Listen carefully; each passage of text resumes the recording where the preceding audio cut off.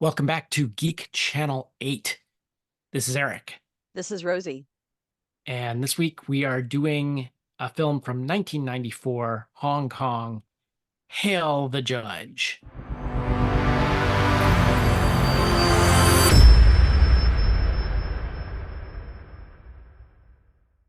With the new Beverly Hills Cop Axel F movie that came out, I decided to revisit Beverly Hills Cop 1 and 2 and completely forgot that there was a 3, so I have to watch that one. But I watched 1, 2, and the newest one. It was a lot of fun. I highly recommend watching it. You know, especially if you are a fan of Eddie Murphy, if you like the Beverly Hills Cop series altogether, it's really a fun ride. Isn't there like a mandatory retirement age for police in Beverly Hills? Apparently not when you're Axel Foley, but you know, and apparently when you're Axel Foley, you can pull your buddies out of retirement and get them to do the work that needs to be done to save his daughter. So it's a lot of fun. It's a lot of fun. You see that Eddie Murphy do his classic bullshit his way out of a situation, and it's always hilarious. And I did not feel like my time was wasted when I was done watching that movie, and it was especially fun coming right off of watching Beverly Hills Cop 1 and 2. So, which they have Beverly Hills Cop 1 and 2 and Axel F available on Netflix, but they don't have Beverly Hills Cop 3, but they reference that during Axel F. So, and apparently that is when his daughter what who stars in the new movie was conceived. So I'm gonna have to go back and watch Beverly Hills Cop 3. I don't remember 3 so well, but I remember the first two pretty well. 3 must We not have been completely that good. forgot there was a 3. So I'm guessing it wasn't that good because I forgot about it too. Um, yeah. Okay, speaking of bad movies, I watched a movie called Immortals, which had Henry Cavill as like Theseus, and this was obviously like meant to cash in on the success of the 300. Like it came out in like 2011 or something, Oh wow. and it was bad. And it's not bad because the effects were bad, or not bad because the acting was bad, or anything like that. That was all fine. It didn't make any sense. Like I couldn't figure out what the hell was going on throughout the movie, which is pretty bad. That's one to avoid. Noted. Okay. Before we get too far today, I have a correcting the record Ooh. segment. Okay. So, in the Anna Karenina episode, we were talking about Keira Knightley and how she looks like Natalie Portman, and Rosie made the joke facetiously, Keira Knightley, I loved you in Star Wars. And then I found out Keira Knightley was in Star Wars, Yep. The Phantom Menace, Hmm. as Natalie Portman's Queen Amidala's double. So they were both in that scene together. And you couldn't have picked a better double for her. I don't know how they managed to find her, but yeah. Yeah, it Um, was perfect. so yeah, I guess, yeah, you could say Keira Knightley, I loved you in Star Wars because she was in Star Wars. She technically was. Isn't that All right. wild? Yeah. Did you know that at the time? I did not, but I'm How glad did I was right. how did you find out? I didn't. You told me just now. Okay. All right. Because you were playing it off like, oh yeah, yeah. Oh yeah, totally. I was gonna roll with it until you caught me. All right, let's get into this film. But before we do, it came out in 1994. What can you tell us about the year 1994? Okay, when I started researching 1994, I wanted to see what was going on in British Hong Kong during 1994 because I was like, well, this movie comes out of Hong Kong, so I'm just going to see what was going on that year. So apparently, this was a year of electoral reform.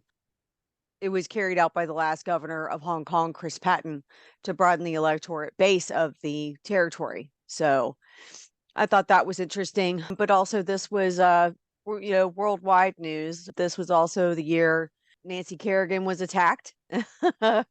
um, and by Tanya Harding, and the year that Not by Tanya. no, Not, no. not by Tanya, by people acting on behalf of Tanya Harding. Oh yeah, yeah, allegedly. South Africa had its first multiracial elections, and that's when Nelson Mandela was elected. We had the NASA STS-62 shuttle mission here in the States. Brazil won the 1994 World Cup. Sweden and Norway vote on whether or not to join the European Union. Sweden decided to do it. Norway decided not to. There was a civil war in Rwanda. The Channel Tunnel. Oh my gosh, I can't talk. The Channel Tunnel between England and France was opened on May 6th of 1994. Haiti was invaded by the US and democracy was restored. The first genetically engineered tomatoes were made available. BMW announced the purchase of Rover from British Aerospace. This is also the year O.J. Simpson fled police in his white Ford Bronco, and we saw it live on television.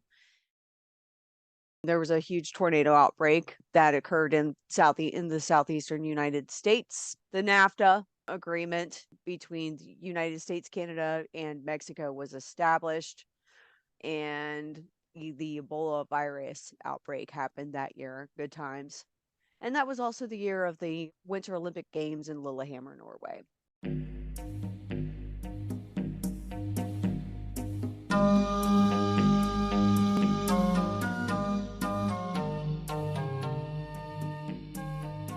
The film we're doing today, as title is roughly translated to Hail the Judge.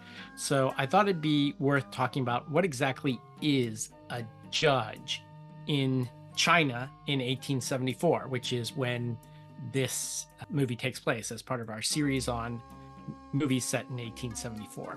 So a judge would be one name for the position.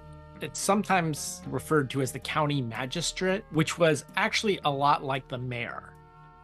The system of government for counties in China was established way back around 690 BCE. So a long ass time ago. And that stayed in place all the way up until the communists took over in the mid 20th century. The judge was the lowest level government official. So there were technically people that worked for the judge. A judge would have a staff. So we might consider those government, but basically he paid for his own staff out of his own pocket. And you can already see how this might lead to corruption. The lowest level of the government, though, officially was the judge.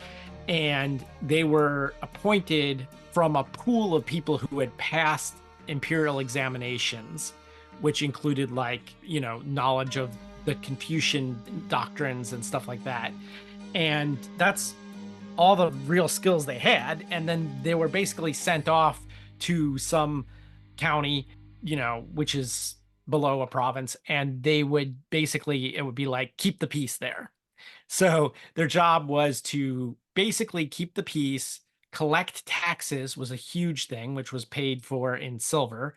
And they were also in charge of maintaining the local infrastructure, stuff like that. And of course, one of their biggest jobs was acting as a judge, what we would think of as a judge, but not just a judge, all law enforcement. So they were kind of like, they might have a jailer or something, but they were more or less, judge, jury, executioner. They were like all of those things in one. They would hear evidence and cases and make a decision based on that. They only served in any county for up to 3 years, and then they would be moved around.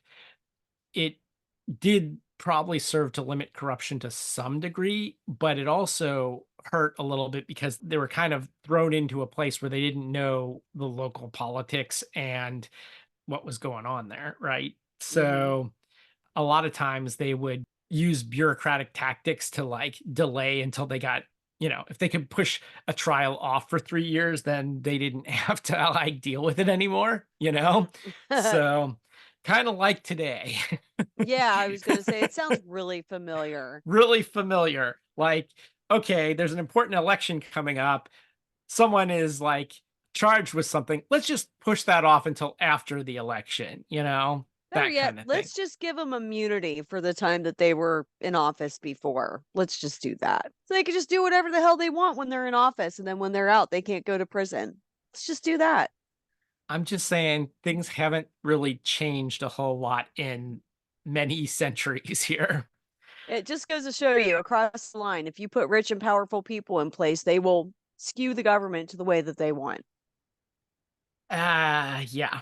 All right. So that's kind of what the judge or magistrate did. They also like helped oversee the educational system and things like that. So they had a lot of responsibility. They were basically the mayor of this area. That's kind of what a judge is. Are we clear on that? Yes, yes. Still does Okay. sound like an awful lot of power to give a lower level official to have them be like judge, jury, and executioner, but different cultures need different things. So, okay. Well, the I don't know a whole lot about this, but I know that cases could still be appealed. So you could appeal to the guy above him. So which Okay. is like the provincial governor or whatever. So like I don't know how easy that was. I don't know anything else about that, but I know that there was a whole bureaucracy in place. So, but yeah, there was a lot of power for one person to have in a very, very small area. Basically, though, they had to keep the peace and they had to be liked by the people because if they weren't, then they weren't going to get anything done. And if the people started causing trouble for the emperor, you might get beheaded or something if you were the local judge. Yeah. I don't know that for a fact. There may be a whole other process to it. So I I'm not a historian, not an expert at that, but I would assume that would be the case. All right. So I want to talk about how this movie was originally received before we get into it. Okay. So I looked up a review by Paul Fonaroff. It's from his book At the Hong Kong Movies 600 Reviews from 1988 till the handover. I believe the handover was in 87, 97. Sorry. So Paul Fonaroff, he was a columnist for the South China Morning Post from November 1988 until the handover on July 1st, 1997. So he did movie reviews during what a lot of people consider the greatest period in Hong Kong action movie history. This film, Hail the Judge, he said, and I will read his review in its entirety. Just when that trend is all but dead and buried, deservedly so, along comes one of the best costume comedies of the past 2 years. Hail the Judge is hardly a milestone in Cantonese cinema, but it ranks near the top of director slash writer Wong Jing's oeuvre and the most satisfying Stephen Chow screwball farce of the past year. This was dated April 8th, 1994. Chow plays a low ranking Qing dynasty judge who early in life learns that the road to fortune lies in corruption. But he is so moved by the plight of one rape victim, Charlotte Chung, that he ventures to Beijing to appeal for justice, accompanied by his elderly nephew, the star's usual sidekick, Eng Mang Tat. The first half of the movie is one of Wang Jing's most sustained pieces of filmmaking, with the jokes and drama bearing some logical relationship to the proceedings at hand. Once Chow leaves for the capital city, though, the movie tends to rely more on the usual Wang Jing slash Stephen Chow bag of tricks. There's the star posing as a woman, the shtick of conning meals and getting caught, and the ever popular plot twist of Chow befriending an innocent maiden who turns out to not be so innocent after all.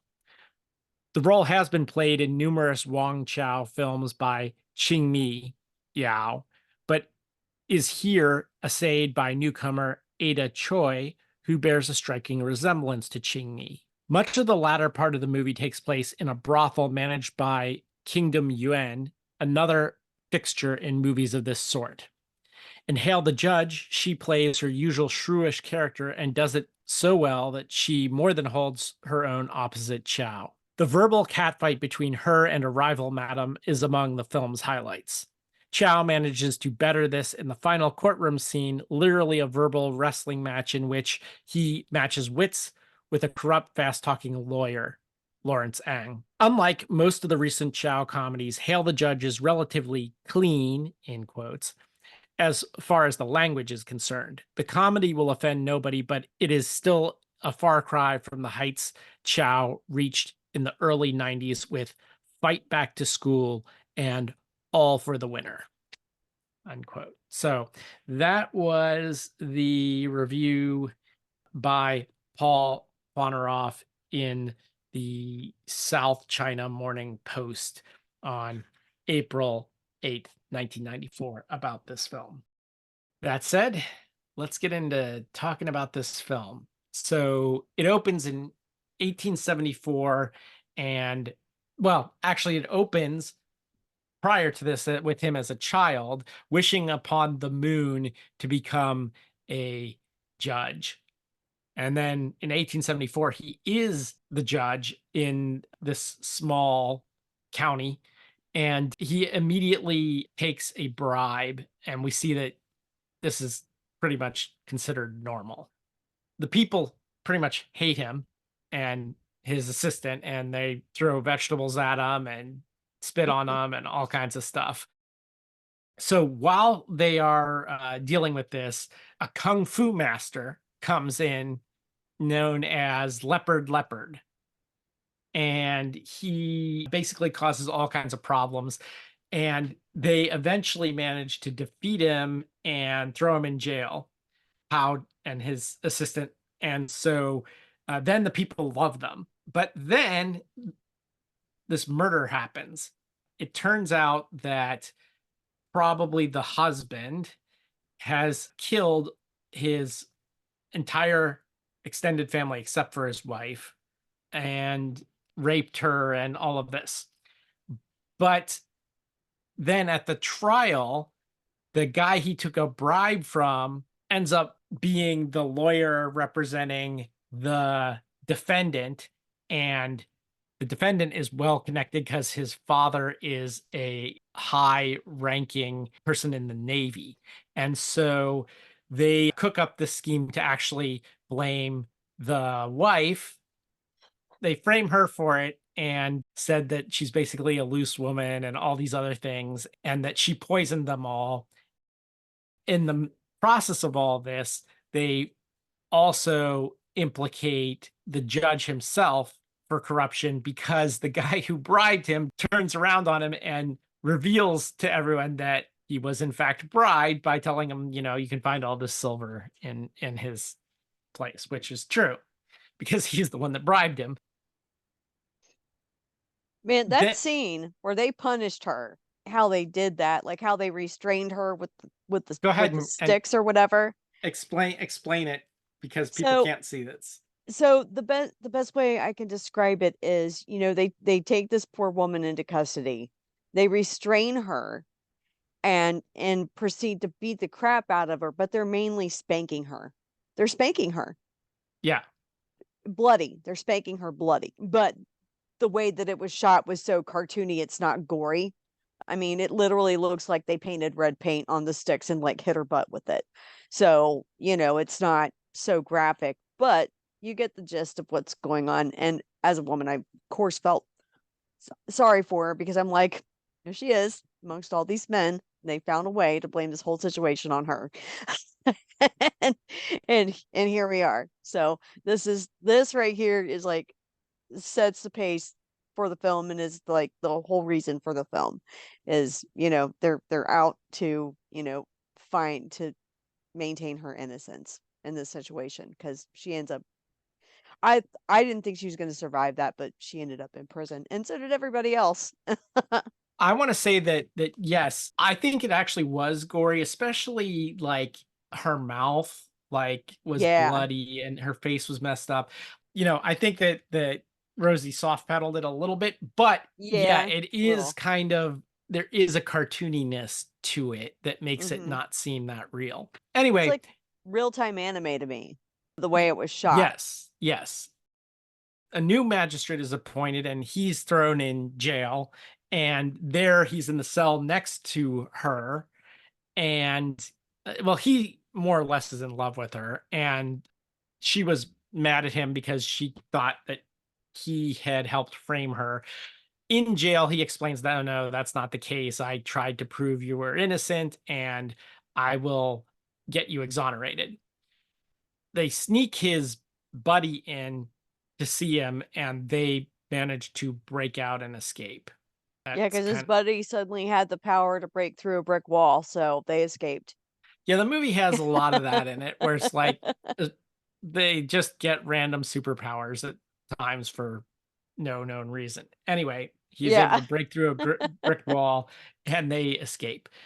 Their plan is to travel to Beijing to appeal to the emperor. The first thing they do is he goes to his father who gives him like a book of ancient secrets, but he can't read it because it's in an old script and he never Hmm. really studied very well the old script.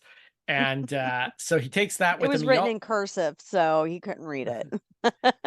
Basically, yeah. Yeah. I don't know. Do your kids read cursive? My kids can read cursive. They Okay. they taught themselves how to write cursive too. I was really Okay. proud of them for that. They were genuinely curious, so they learned how to write in cursive when they were in elementary school. My older daughter kind of started that, and then my younger daughter picked it up too. So they can read that, thankfully, because sometimes I still write in cursive, and I'll leave a note for them or something, and thankfully they can read that. So Okay. Well, that's good. yeah, Anyway, my kids they, aren't like the other kids these days. well, I don't know if that's true or not. Can kids these days read cursive or do they think it's like a secret code or something?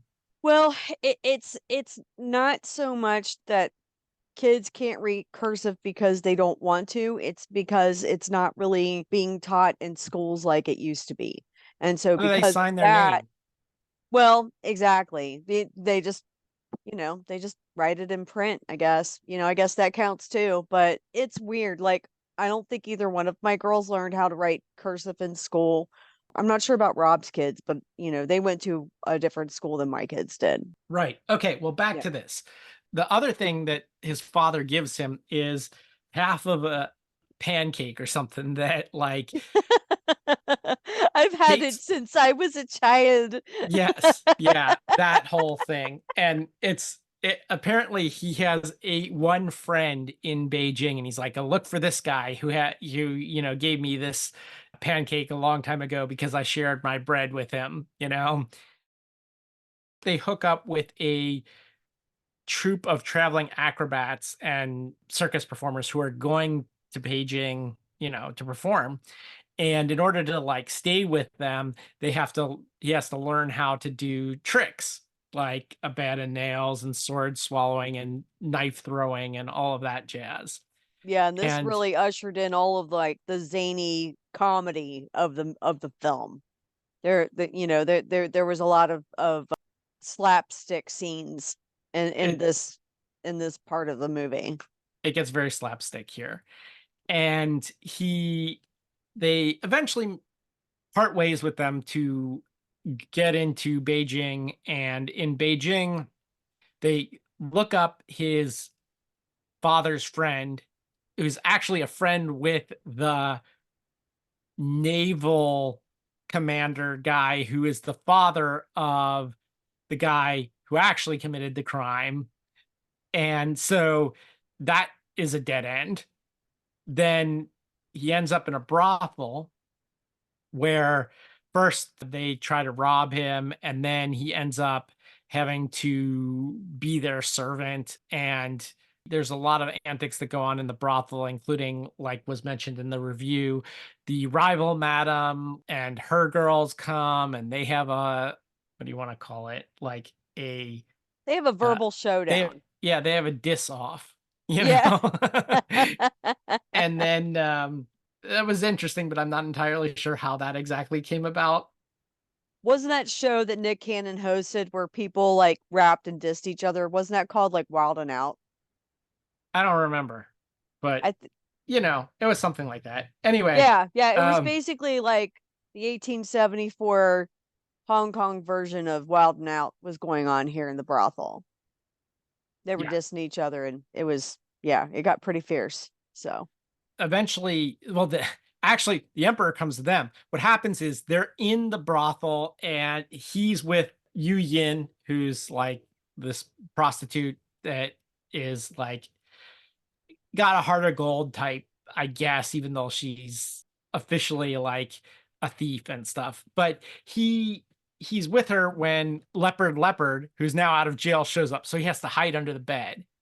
And then while Leopard's there, the provincial magistrate shows up. And so he has to hide under the bed. And then while he's with the prostitute before anything can happen there, the emperor shows up. And so he has to hide under the bed. So they're all hiding under the bed together, And then they decide, okay, this is it. We should appeal to the emperor. And so they appeal this whole case to the emperor, and he says that is a very even case with a lot of evidence on both sides. So they have to decide it by this contest. If Hao is telling the truth, he has to throw a knife and hit this apple. But then he decides the apple is going to be on my head, and everyone's like, no, no, think of the dragon body, which is basically the emperor's body is, he's the son of heaven. So you can't let, it's like, you're right, here, put it on your head instead. yeah, yeah, you do and, it. and, of course, how to, he already learned this skill from knife throwing from the acrobats, but the other guy doesn't know that. So they so he like admits what really happened, but they still have to like have put them on trial. So the emperor grants Leopard and Pow like an even higher title and more power, and sends them back to solve it. And they go back, and then the final scene is this court trial, which is actually a lot like a wrestling match between Pow and the original lawyer. And make a long story short, they exonerate her, and she has her baby during this whole trial, like literally in the middle of it, before they were about to torture her. And the original guy, who was originally her husband, was decapitated, and the end. So that's kind of End like, scene. there's a lot more antics that occur throughout this, but Yeah, there's that's a the lot packed into this film. Like, if you can get through some of the poor translation, it is very action packed and entertaining. I was entertained when I watched it. At first, I had a hard time getting into it just because I was like, this is so zany and out of control. I had a difficult time staying interested in it. But once I started getting into it, and here's another weird thing, Eric. I started watching this on one computer, and the translation was really bad. And then I came home and I watched the rest of it on my own laptop, and I use a different server than Google. Um, and the translation was better. yeah. It was weird. Did you I use a don't know how different that works. browser? I use it, yes, a different browser. Thank you. Yeah, I wrong wording. But yeah, I used a different browser. On my laptop, I used DuckDuckGo. This is not an endorsement. The lady who fixed my computer put that on there, and I just kept it because I guess she felt like it was safer. So I was like, okay, well, the translation's better through that browser. So I don't know how that works, but Yeah, so um the translation is actually artificial intelligence that is the closed captioning in the browser itself. I should oh, say that for those of you looking for this film, it's very difficult to find. None of the streaming services have it. None of them. right. None of them in the US or have them. But So you if can watch it for free. you can watch it for free, but you have to watch it on a Chinese streaming service. Now, the problem with that is it's all in Chinese, including the subtitles. So you have to have a browser to translate the audio. So there's no good, no one's ever released a version that has been officially translated, by humans. So that's Really? why you can't find it. That's why this movie's so hard, and that's why the translation's so difficult. And I'm guessing that if this movie was ever released the way that a lot of Hong Kong films are, where there's like some US distributor that buys it and then subtitles it, it would be way better because it would make a whole lot more sense than the AI Mm-hmm. trying to translate it. Because basically, you have Cantonese to Mandarin because it was originally made in Hong Kong, so it was in Cantonese, but it's a Chinese streaming service, so it's been already dubbed into Mandarin. And then so that you got some loss of translation there. Then from Mandarin to English by AI, so Right. so that's a lot of steps where stuff can be lost. I feel like they use the word adults in place of a lot of other words that should have been used. Because I was like, Yeah. "What? Why do they keep saying adults?" And so I kind of figured, okay, so this is like actually some sort of official or hierarchy type of thing, and adults was the looking back now that I know this is AI, maybe AI was like, "What word can I use?" Pulling out of thin air, adults. That's what works. Adults works in this situation. Yeah. Now, it should be said that since this is a Chinese streaming service, there might also be government censorship. So, Ooh.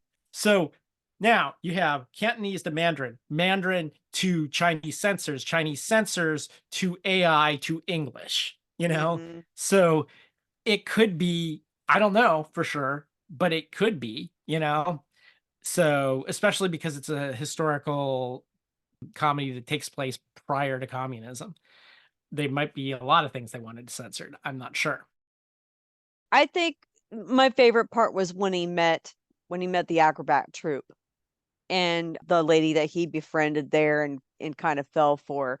I thought it was cute how in the background first you saw the moon, they were sitting on the roof and talking and he at first he was like, like I really don't want to do that." And then they go on the roof and they're talking and you could tell, okay, he's actually kind of enjoying himself. And then she went to kiss him and the moon went from a moon and then you look at the background and it's a heart. I was like, "Oh, that's cute."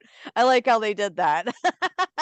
But yeah, they did have a lot of fun, sight gags and things like that in the film that did make it fun and interesting, for me to watch, considering that the translation was so bad at times. It still kept my interest and helped me still kind of like, follow along with the story and understand what was going on. Yeah. Now, I really like Stephen Chow's other films like Shaolin Soccer and Kung Fu Hustle, but I did not think the Kung Fu was one of the strengths of this film.